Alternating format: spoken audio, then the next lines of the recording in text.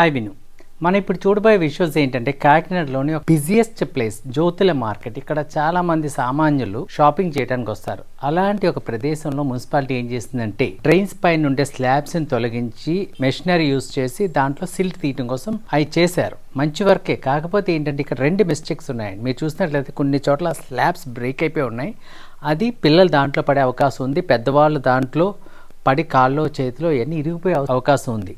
అదేవిధంగా ఇప్పుడు నేను చూపించేది క్లోజ్అప్గా చూడండి. మీరు చూసినట్లయితే ఐరన్ రాడ్స్ ఈ యొక్క స్లాబ్స్ నుంచి ప్రొజెక్ట్ అవి ఎలా ఉన్నాయో చూడండి. అసలు యాక్చువల్గా ఎంత దారుణమైన పరిస్థితి అండి. ఎవరన్నా పడిపోతే ఏమవుతారు? చిన్నపిల్లలు ఆ హైట్కి ఉంటే పిల్లలు ఆడుకొని జంప్ చేసి వెళ్తే కళ్ళు పోతాయి.